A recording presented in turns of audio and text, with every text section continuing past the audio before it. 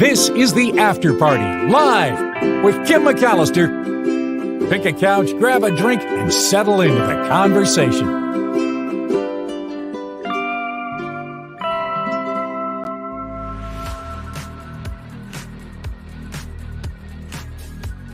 There I am. Hi, everybody. Sorry about that.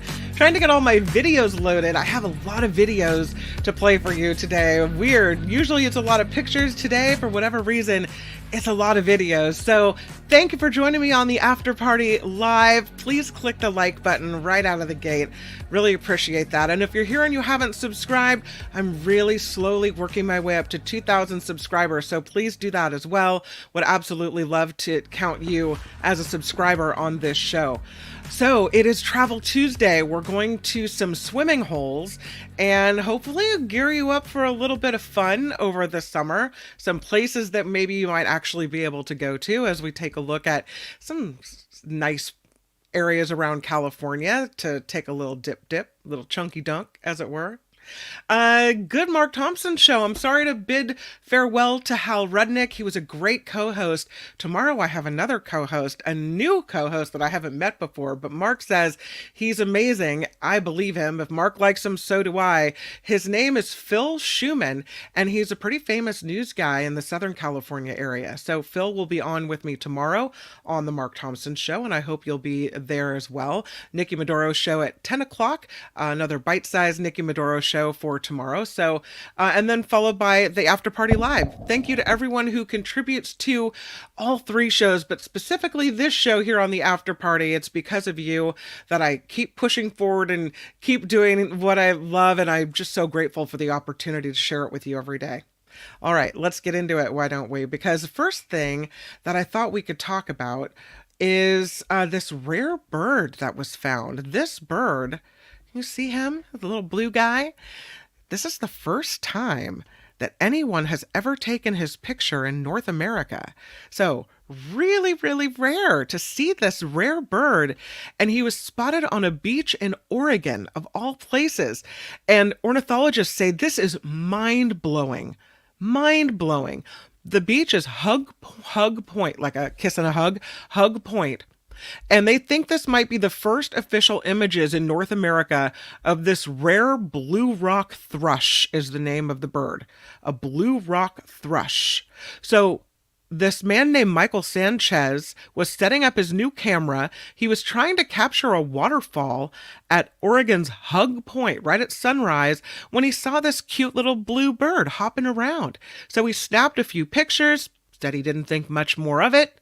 A week later, he's famous because these little pictures of this blue bird, which I'm sure had he known, he probably would have taken a lot more shots, has made him the star of there's a birding community. And he may have taken the first picture of this blue rock thrush in North America. This species is native to East Asia. It's only ever been spotted here once before. We've never seen anything like this. That was 1997. But the American Birding Association rejected that sighting. If these images that Mr. Sanchez took are verified by local and national birding groups, he could be credited as the first person to successfully record a blue rock thrush in this region. He said, I was very surprised just how stirred up everybody got over this. He said it was totally mind-blowing. He's a middle school band director and a musician who recently took up photography as a hobby. So he hasn't been doing this very long. He said, I never considered myself really much of a birder, but he said this bird was really cute and kind of unusual. He'd never seen anything like it. So he thought, I've got to post it on the socials, right? Not long after this, a friend of a friend who's an avid birder reached out. From its unique blue and chestnut plumage, the bird looked distinctively like a male blue rock thrush. So it turned out he set a birding record. A lot of times, according to the Bird Alliance of Oregon, when this happens, there's a lot of effort among the birding community to try to verify it because everyone wants to go and see it for themselves. So volunteer experts have been working with Sanchez to verify the image and confirm the location. No other local birders have been able to spot this bird since he took a picture of it. But there was another blue rock thrush sighting 4 days later, this time at the Farallon Islands off San Francisco. Was it the same bird? Was it a different bird? We don't know.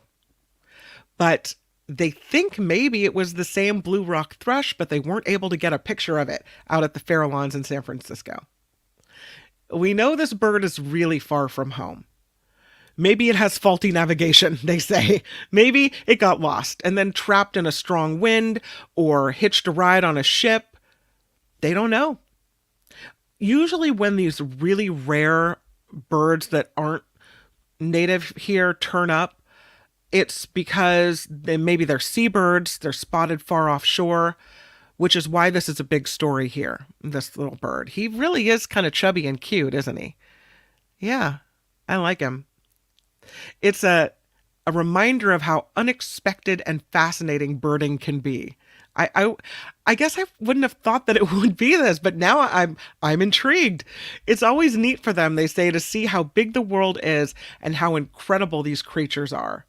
And Mr. Sanchez says, I wasn't a birder before, but this has really opened my eyes. I guess I'm a birder at this point. He said, I think I'm in the club. That's it. It's a cute little guy.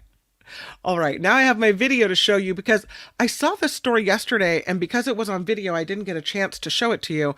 And then Deidre sent it to me. So huge thank you to Deidre for giving me the kick I need to make sure that I include our zebras in the animal section. So check out this video. Zebras got loose in the Pacific Northwest, and apparently pretty wild day here in North Bend. The Washington State Patrol tells me that 4 zebras were able to escape from the truck they were being transported in on eastbound I-90 earlier today. This after the driver pulled over to secure her trailer. Just after noon, drivers on I-90 did a double take and realized we were looking at a bunch of zebras eating grass on the side of the off-ramp. Their striped silhouettes set against the sound of speeding cars behind them. A little bit of disbelief, and then really just how can we help? North Bend local Dan Barnett says other drivers had the same urge to help. The cars on the off-ramp kind of pulled over by the guardrail and kind of lined up really close to kind of make a makeshift fence to keep them from coming up onto the off-ramp area. Their efforts worked. The zebras galloped away from the interstate. I've only ever seen them in a zoo, so that was a first. Past the busy brunch rush at a restaurant called South Fork. So then everybody just kind of at the same time, and then all saw the zebras on the road. Zebras on the road. Pretty busy road. Moments captured by South Fork's regular customer, John Eric Anez. This must be a joke. And then I saw some cars like get into the neighborhoods to try to fence them in or something. I don't know. But they got away. They just started hanging out in the grass in somebody's yard over here across the street. Hey, baby. The baby of the pack. You're okay. Wound up in this woman's backyard. And when officers arrived, they were able to corner another, but not before this happened. You know, I called someone, I was like, so I found the missing zebras, like they're in my yard. Not sure what to do. They then ran into her neighbor's property. 2 of them are at the barn just past my house. That's where I got to meet 2 of them who got corralled there with the help of rodeo professionals. This property, about a 5-minute drive from the interstate. So they made it pretty far up, yeah. Now for locals like Whitney Blomquist, April 28th, 2024 will forever be known as the day the zebras came into North Bend. But in all seriousness, they're really beautiful animals, and through no fault of their own, found themselves in a very confusing place. So let's just hope they all make it to home or wherever that is tonight.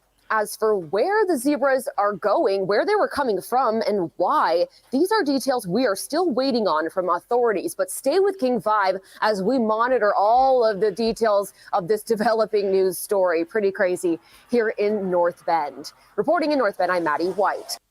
And thank you to Maddie and the reporting on that story. Yeah, this is pretty crazy.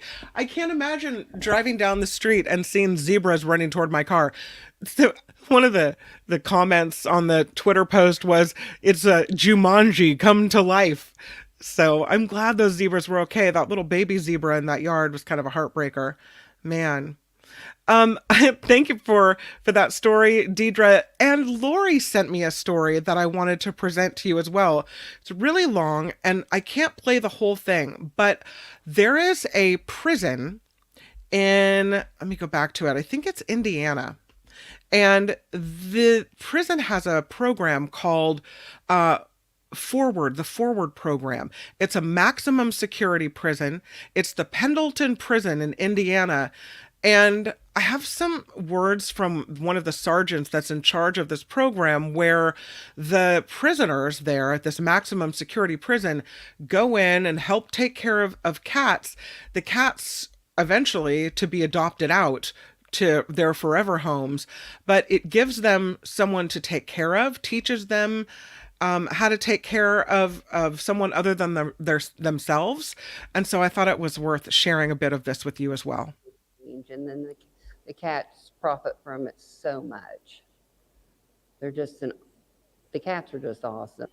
And these cats are available for adoption? They are through the Animal Protection League in Anderson, Indiana. You can go online and fill out an application, or you can call them and let them know who you're interested in. When you do adopt them, there's a fee, and you get, they come microchipped, they're shots, and they also get a first visit at the vet. We do take donations. The donations need to be sent to the APL and put on there. It's for the Forward program or anything else that we get. And then you think this would be a good program to expand to other facilities? Oh yeah, it'd be a really amazing program to expand to other facilities. It's given me an opportunity to understand that it's not just about me. It gives me an opportunity also to care for something other than myself. I have kids, but since I'm incarcerated, I don't actually get to spend that time with them and care for them. So this gives me a chance to understand, like, hey, somebody else needs me, so when I go home, I can actually care for my kids as well. So it's taught me a lot. It gives me a lot of time to be able to learn the stuff too. How have you seen the program itself change? A lot, because like me working here for so long, I know like what it should be and what the expectations is from Miss Reinhardt or Miss. Yeah, so an interesting program. It's called the Forward program. They have a whole cat room. They have all of these cats. All the cats have been, found by the side of the road or have needed help in some way. And so the prisoners go in and take care of them. And again, that guy that you just saw on screen, he's in for 40 years. So I don't know what he did, but these are some pretty serious criminals in there that are, able to have animals interact with them.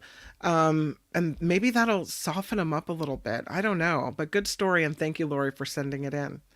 How about wine? Should we talk about wine? I'm always up for talking about wine. Unfortunately, though, wine production is down. It's because of global warming. It's the worst wine production around the world in 62 years because of extreme climate events. We've got fires, droughts, other conditions associated with a changing global climate. All of this combines to make the world's 2023 wine production the worst in 62 years. They have this report. It's called the State of the World Vine and Wine Sector. And 2023 report released by the France-based International Organization of Vine and Wine cites extreme environmental concerns as a primary cause of a 10% drop in global wine production in 2023. I don't know if that means prices are going to go up or what's going to happen, but it's everything. Drought, extreme heat, fire, Heavy rain causing flooding, fungal disease across major northern and southern hemisphere wine production regions. All factors. It's a 10% decrease in the world's that's the world's steepest drop in the wine production in 62 years. So we had a 10% drop. The grape harvest, the worst reported since 1961. So if you go to the store and the wine's a little more pricey, that's why. That's what's going on, unfortunately. How about a lotto story of the day? What do you think? This lady, she wins quite a pretty penny here while she's waiting for her chicken meal. You know, got to have a little chicken. So she's waiting, and she goes by the name Faithful Grandmother, as you can see here on the check. So Faithful Grandmother picked up her lottery tickets April 22nd while she was waiting for her order of chicken at Maryland chain Royal Farms. And she didn't find out she won until she was home.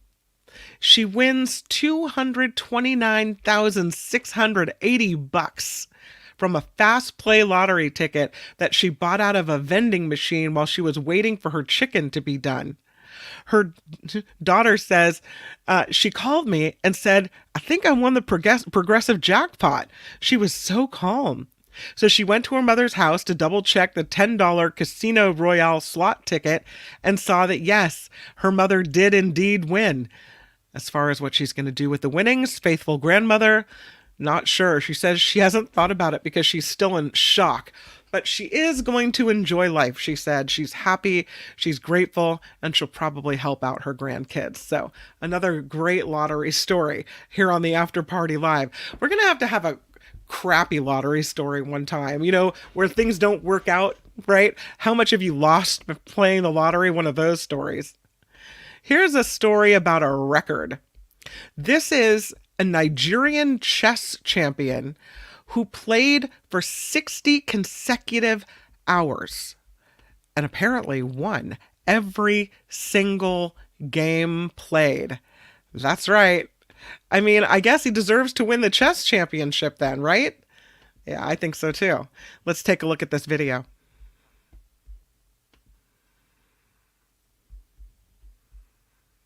Uh-oh. I can't hear anything. Can you?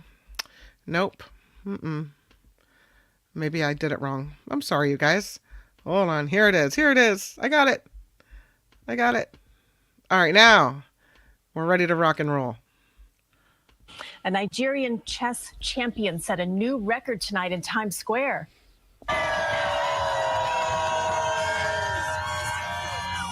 They cheered for Tunde Onakoya, now the world record holder for the longest chess marathon. He had all the right moves. He's been playing nonstop for 58 hours, and at this moment, apparently he's still going. The previous record was 56 hours, 9 minutes and 37 seconds. Mr. Onakoya had a lot of supporters cheering him on. Pretty excited. I mean, we came all the way here from different places, and it's just so cool to see. I've been following him on Instagram. He's doing amazing things in Nigeria, and for him to set out to do this is incredible. And it's not just about chess. Onakoya is a child education advocate in Nigeria, and he's hoping the event will raise $1 million for children's education across Africa. That's a long time to concentrate. That's a lot of what's chess. Your next move and your opponent's next move. That's a lot of anything. 50-something, that's too much. It is. He does. It still looks good. He's alive. Yeah, that is a long time to concentrate. But here is something I think maybe I could pull off. You know, you see these records and you think, could I do that? Would I want to do that? Well, maybe, depending. If I was raising money for something that I believed in, perhaps I could do something like this. Here's a woman who now has the record for interviewing the most people in a certain amount of time. She's got a YouTube show. She's a Nigerian woman. She interviewed 90 people in 55 hours to set a world record. She gave herself 5-minute breaks. I think she had a 5-minute break an hour. Yeah. She, her name is Clara Chizoba Kronborg, and she hosts this talk show on YouTube called Women's World Show. She beat out the previous record holder, who was Rob Oliver. He had interviewed people for 37 hours and 44 minutes. She does it for 55 hours and 24 minutes. The interview marathon, including conversations with people from various backgrounds, speaking about how they achieved success in their respective fields. She had politicians on, she had business owners, content creators, you name it. People were on the show. She said the record attempt was about bringing together diverse individuals, sharing their inspiring narratives, and forging meaningful connections on a global scale. She said she's committed to amplifying voices, particularly those of hardworking women, in their stories to inspire others facing similar challenges. She also is from Nigeria. She said she grew up in poverty. Now, when she did this record-setting event, again, she was allowed a 5-minute break every hour. So she said her voice was hoarse and rusty by the end. She had to drink a lot of water, and she wore adult diapers to do this. She also experienced neck and back pain, sleepiness, cramps She said, recalling everything I went through physically, mentally, financially, emotionally, it feels unreal. But now she's got the record. She set the record. I could probably talk to people for 50 hours. I don't know, 2 days of talking. I could pull it off. Would I want to pull it off? I don't know. That's a whole nother story. I don't know. Here's something. It's a kind of a health segment we have going on right now. This is absolutely fascinating. They have found the cause of a pretty serious disease. And, the first step is find out the cause and then see if you can come up with a cure. So it's a genetic rare movement disorder, and it causes people to have muscle weakness, difficulty coordinating their bodily movement. So the person looks kind of like they're moving in a jerky way. They have an unsteady way of walking. They have difficulty speaking. It's called spinocerebellar ataxia 4. They call it SCA4. Spinocerebellar or cerebellar, spinocerebellar ataxia 4, SCA4. All right. And it also causes a progressive loss of feeling in your hands and feet and a loss of your reflexes. There was no cure for it, and until now, there was no known cause. But they did know it was genetic. They've tried to look into this for more than 25 years. What is causing this disease? And now they've used advanced sequencing technology to analyze the genetics of a couple of families in Utah that apparently have people with the disease. And they found a section in a gene called ZFHX3. That's a lot longer than it should be. It has an extra long string of repetitive DNA. And the human cells that have that extra long version look like they're sick cells. They aren't able to recycle proteins like they should, and some have clumps of stuck together protein as well, so they don't look right. The mutation, according to senior researchers at the University of Utah, is a toxic expanded repeat, and we think it jams up how a cell deals with unfolded or misfolded proteins. So they're pretty sure that's what's causing this SCA4. Now comes the how do we fix it, right? This new study published in the journal Genetics, figuring out the cause of SCA4, the first step in developing effective treatments. So now they're going to get to work trying to figure it out. They do have a potential therapy for a similar disease called SCA2. It's currently in clinical trial. There's a possibility it could work for SCA4, especially given the results of this study. So they're asking people with the disease to come and get tested and see if maybe they can be part of this study. Who knows? If there's a cure for that, what amazing things we're doing. Speaking of amazing, how about this story? I think this is going to affect us all eventually. It's osteoarthritis in the knees. You have bad knees, Used to be, finally, after, you had some pain or whatever, they'd catch it on an x-ray, right? Well, now the ability to detect knee osteoarthritis with a blood test up to 8 years before it appears on x-rays has been developed. They say it could lead to therapies that delay disease progression and restore your joint health. This study, conducted at Duke University, published Friday in Science Advances. Researchers say the blood tests has validity in identifying key biomarkers of osteoarthritis.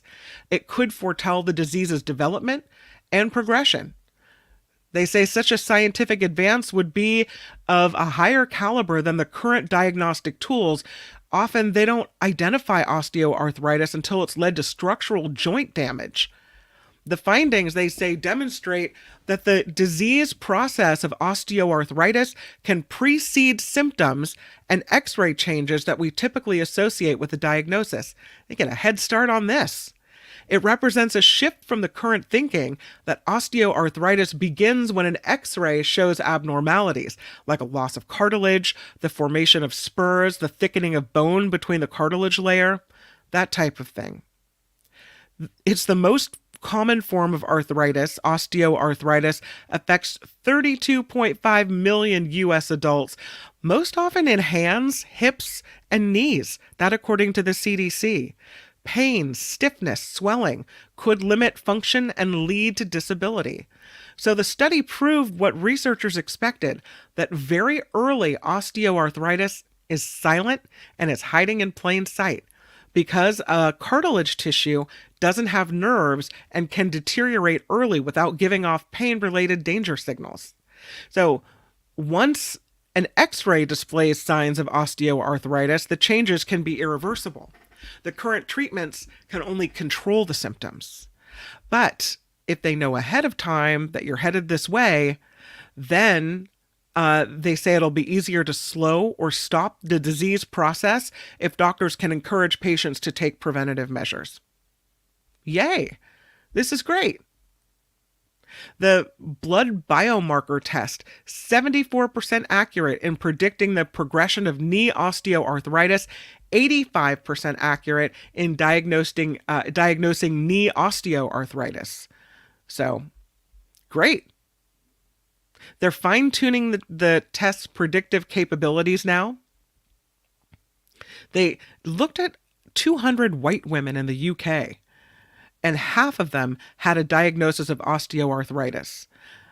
They discovered a small number of biomarkers in the blood test correctly distinguish women with the knee osteoarthritis from those free of the disease up to 8 years later. So, yeah, I don't know. I think it's going to be a good thing. They're hoping within 5 or so years, they could have enough validation and experience with the blood test to make it available to the general public and start moving forward with the way that we kind of get ahead of it and, preventative medicine, as it were. All right, are you guys ready for it? Let's go. We're doing it because it is, woohoo, Travel Tuesday, everybody. Time to take a little break from the week and check out, maybe think about where we'd like to go. Even if we won't go, but maybe we will. Who knows? Let's go swimming. What do you think? I like it. The first stop on our trip is the Smith River. Well, doesn't that look nice? I'll take it. I'll go to the Smith River with you. Kick around for a day. This is the confluence of the Six Rivers National Forest. So you drive inland from Crescent City along Highway 199, and you see this shimmering form of the Smith River.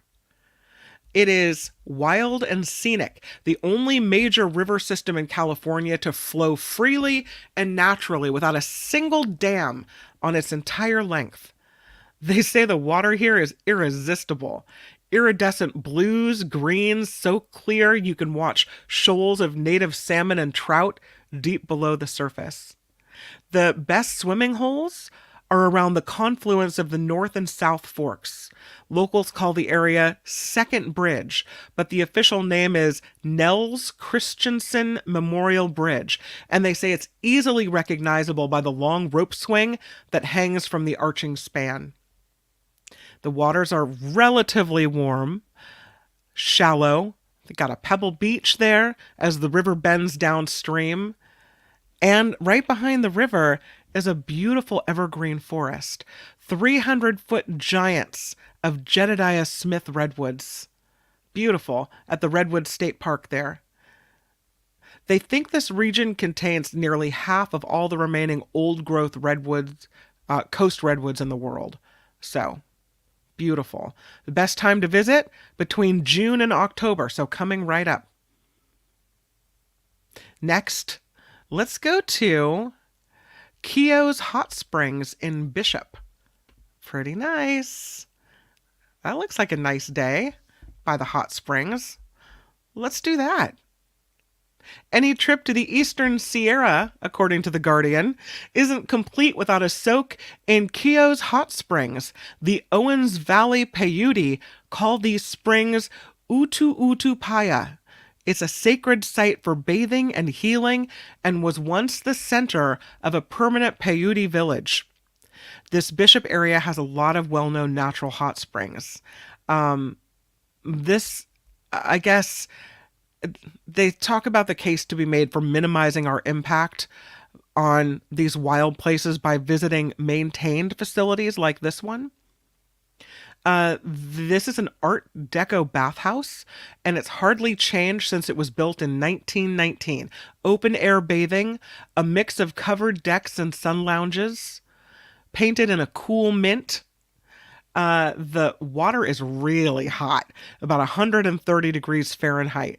They cool it with a series of fountains to reach the two pools at a safe temperature, but the water is mineral rich, so it'll feel like a little thick when you're in, right? But they say that mineral rich waters are an extension of the surrounding wilderness, and it's the perfect beginning and ending to skiing, backpacking, or climbing trips in this area. So this is off of Highway 395. Kios, Keughs, Kios. Oh, beautiful. Where do you want to go next? Well, how about the North Fork of the American River? That's a day trip for us. Easy. We could get there, right? Look at that. So beautiful. Look at that swimming hole. This is the Auburn State Recreational Area. This is clear water of the North Fork of the American River, which originates in the Sierra Nevada, northwest of Tahoe. And from there, it carves through miles of rugged, remote wilderness, scouring a deep canyon on its journey to the Sacramento Valley. This written by The Guardian. An impenetrable sanctuary, one of the great refugia for wildlife in the Northern Sierra. So this landscape, they've tried to put roads in or, develop it, and they've managed to hold off and keep this area rugged and wild for a long time. The Mineral Bar Campgrounds, the perfect way to find this swimming hole. The Colfax Iowa Hill Bridge is a wire suspension bridge built in 1923, a popular put-in takeout spot for whitewater rafting during the spring and early summer. By July, though, the waters are usually low enough that it becomes a family-friendly swimming hole known as the bubble bath. The best spots, they say, are further upstream. This river has some of the friendliest wet hiking around. Gold panners have worn unofficial trails on the banks, but it's easiest, they say, to stick to the riverbed. Wade knee or waist deep through the water, crossing frequently to avoid obstacles. At almost every bend, the river scours swimming holes, which you have to jump into before you go upstream.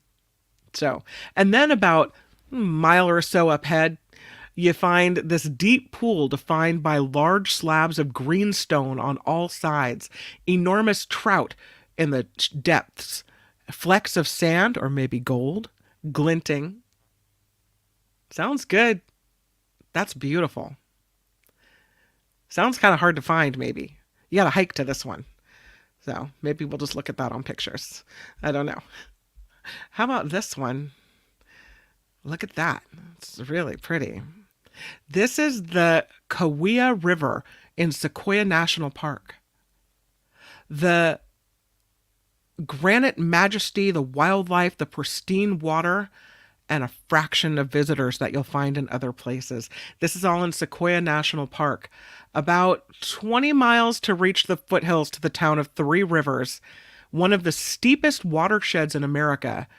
And they say it feels like it's barely contained by its own banks, this river. For much of the year, whitewater, surging across the bedrock. But summer, the heat becomes unbearable, the water drops to a safe level, the river slows to reveal still green pools and sandy beaches, polished granite slabs sparkling in the sun. The Cliffs is a swimming hole just within the Sequoia National Park gate. They say it's an excellent beginning or ending to adventures in this area too, even though it's only a 5-minute walk from the road. Most people just whip right past it on their way to see the big trees and they miss it altogether. So from the road, it's about a 5-minute walk to the river. They've got a little trail there. Again, it's called the Kauai River, Kaweah, Kauai River in Sequoia National Park. Yeah, pretty. Let's go to the San Diego area. Why don't we do that? I'll go swimming with you here. This is Black's Beach, Torrey Pines State National Reserve. A piece of wilderness hidden within a major metro area. Black's Beach is unusual by Southern California standards in that access is limited, virtually invisible from the roadway. You can park on the mesa above and walk down steep trails or take a long walk along the beach from either end. They say it's just the right level of effort to make sure there are never too many people right at this spot. There are more than 400 varieties of native plants and wildflowers, coastal sage scrub, maritime succulents, chaparral all line the high cliffs. It's a sanctuary for wind-sculpted Pinus torreana. They have gravel trails that wind along, beautiful lookout spots. And the north end of Black's, by the way, is clothing optional. So, take that as you will. You can stay on the other end or you can go have a little more extra fun. The north end of Black's, clothing optional. If you've never had a nude swim in the ocean, this is the place. The turquoise water is as warm as it gets in California. As you stretch in the summer sun, it's easy to forget that you actually are in the middle of a sprawling city. So, this is Black's Beach at Torrey Pines State Natural Reserve. It's so beautiful. Look at that. So places close to home, places a little farther out. I don't know. It has me in the summer mood all of a sudden. Where are you guys going? I'm going to the chat. Where are we headed?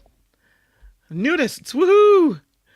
Yeah, Black's Beach near. There is a nude beach there, Walter. Only one end though. The other end you gotta put those swim trunks back on, or your Speedos, whatever it is. Doug says, I'm thinking Carmel by the Sea for an overnighter. Hotel, dinner, breakfast. Oh, Doug, that sounds perfect. Yes, thank you very much. I'm glad you made it for Travel Tuesday. Is it? I mean, maybe it's just me, but it's one of my favorite parts of the week. I feel like such a daydreamer. I'm encouraging the daydreaming of all of you guys. You should be working, and here I have you daydreaming. Yes. I'd love to go back to Argentina, says William. I miss it. Thank you, by the way. William sent me a meme of the week, an entry for meme of the week. So if you find a meme as you scout around, shoot me an email because I'm going to do the meme of the week. I actually had one and then forgot to do it last Friday, like a bonehead. But we'll get to it this Friday. Maybe I'll show more than one. Again, it's kim@theafterparty.live. You can also find me at kimmcallister@gmail.com. 2 M's, 2 C's, 2 L's with that. The Hitchhiker's Guide to Everywhere. Yeah, I know. So nice. Love it. Oh, Deidre says, my son lives in the Bishop Mammoth area. The climbers go into the desert and have crazy parties at the Wild Hot Springs near Bishop. That'd be fun. Jim says Auburn has a lot of great hiking, bicycling trails too. I want to go see some of these places. I don't know if I'm going to hike 20 miles to get to a swimming hole. Used to go camping when I was a little girl at this place called Standish and Hickey State Park. It's in Leggett, surrounded by beautiful redwood trees, and it's right along the Eel River. And you would walk over this little bridge that was a log cut in half and take your life in your hands as you're walking over it. Or you could throw your raft in and raft down a swiftly moving river to a swimming hole area. And I spent a lot of summers laying at this swimming hole, kind of a pebbly beach. So it wasn't like you were sticking your feet in the sand. It was sandy and pebbly, kind of rough. And then you walked into the water in the Eel River and there's all these giant rocks. So you kind of have to wear flip-flops into the water, but just such summer fun. Doug talking about 4 Mile Beach, 4 miles south of Santa Cruz is nice. Clothing optional too. Well, you guys are all into it. Deidre, my son is in Alaska ice climbing on Denali. He has to take a bush plane to access the glacier. Talk about travels. I guess this is the time to do these things where you're ice climbing when you're young, right? You don't have the osteoarthritis in your knees. You can get up the mountain. It's okay. What a trip. He'll never forget it. That's amazing. Yeah. Walter says, I wouldn't swim 20 miles to a hiking trail either. Yeah, no. The one was 5 minutes off the main road? I'm good with that. This one, you might have me with this one. I could walk down a really long beach to get to Black's Beach. I don't know if I'd take the steep trail. Sometimes those scare me a little bit. But I'd go down to the far end of the beach and walk it in. Absolutely. Lori says, I have a great book, California Wildlife Viewing Guide. Great short hikes. Sounds fun. Well, hopefully this got us a little bit in the mood when it comes to traveling, or at least taking little day trips around California, maybe a long weekend.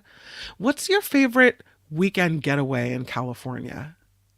We like to go to Monterey, to the Monterey Aquarium. I love going to Carmel. Santa Cruz, I went to high school there, so it's not really away for me. It's kind of like coming home in a way. And because I live in the wine country, I've never really had a wine country weekend because home's right here. So I've never stayed in a hotel and done all these things in the wine country because that doesn't make much sense. I did go to San Francisco, even though I worked there at the time, to take my daughter to the ballet and stayed overnight. And that was really fun, like being a tourist in your own city. So I don't know. What do you think? Karen says, there's a green sand beach on Hawaii Island formed from olivine, a lesser grade of peridot. I have seen pictures of the green sand beach on Hawaii. It's hard to get to, though, is it not? I've heard that it's quite a hike. It's not in a very touristy area, but it's supposed to be amazing. And the pictures I've seen of it are incredible. I'm trying to look up an image for you right now. That green sand beach is really something else. Here's a look at it. Here. Let me save it for you. It's one of those things where I think if you go see it, if you manage to make your way there, you never forget it, right? One of these kinds of places where it's, one of these things where once you turn the corner, I don't think that vision ever goes out of your mind. No, I'm having trouble. Well, let me save it one more time. It's so pretty. Here, maybe I can just show it to you. Here, I'll share my screen. Yeah, it's so beautiful.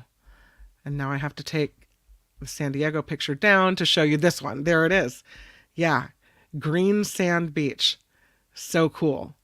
I mean, how many times in your life are you ever going to say that's something you saw, right? But again, I think it might be complicated to get to. So I don't know. Walter's planning to go do some hiking this afternoon. Only a few blocks to a toy store to see if they have any good puzzles. You gonna hike to the toy store? Okay, that's all right. Liz likes to go to any beach that allows dogs. Just one south of Half Moon Bay.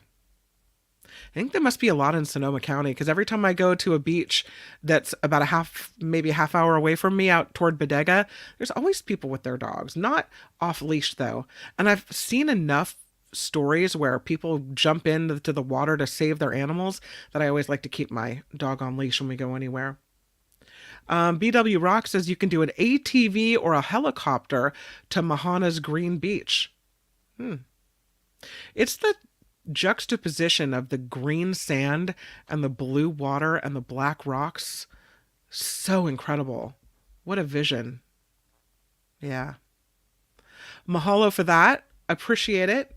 Mama says I'm more of an amusement park person. There's something, though, to getting out of the commercial stuff, right? And getting into nature and hiking and being physical and showing your kids that a day of activity can be really fun, and looking through tide pools or looking for lizards on rocks while you're hiking. I mean, those are some pretty fun things too. I'm not discounting the fun day at the amusement park, but yeah. Anyway, Karen, thank you for that. I appreciate the thought. Dillon Beach, says Sandy, is an off-leash dog beach. So is Fort Funston and Carmel Beach. I don't know if Fort Funston still is. I know they had a bunch of different rule changes there. So Doug's going to find that green beach, no problemo. Yeah. Liz's dog stays away from the water. Every dog I ever have had, Liz, which is 2, I had a Siberian Husky and now a Golden Retriever, and they both head right for the water. Like the first thing they want to do is jump in. Yeah. And one last comment from John. We used to go to Alameda Beach and catch these little snakes. Good memories. Yeah, it's those times, not necessarily the times your family spent a bunch of money on Disneyland tickets and all the stuff that goes with that, how expensive it is. Sometimes it's the memories of going camping. You know, as I was talking about the Eel River, I can remember my mom had us pick, at the time we were annoyed by her, but we would all be able to bring a friend, and then we all had to pick a number, a little piece of paper out of a coffee can, and that was our chore for the day. So you were the dishwasher, you were the dish dryer, you know, you were the water fetcher, whatever it was. So just fun memories. Sometimes it's not all about how much we spend. It's about those memories that you make in nature and just hanging out with your family and friends. All right, enough of me going on and on. So tomorrow, a Nikki Maduro show at 10 o'clock, followed by the Mark Thompson show at 11. And again, a new guest host who I haven't met yet. His name is Phil Schumann, and I'm really excited to hang out with him for a couple of hours on the Mark Thompson show. John Rothman will be on the show tomorrow. Also, Dr. Peter Chin Hong. Did you hear that in quite a few samples, they found the bird flu in milk samples, but apparently it's inactive and we can't catch it? I have a lot of questions for Dr. Peter Chin Hong, so we'll ask him all of this tomorrow. I hope you'll join me for that, and then right back here on the After Party Live. Again, thank you to everyone who has contributed to the show. I just really can't tell you how much I appreciate it.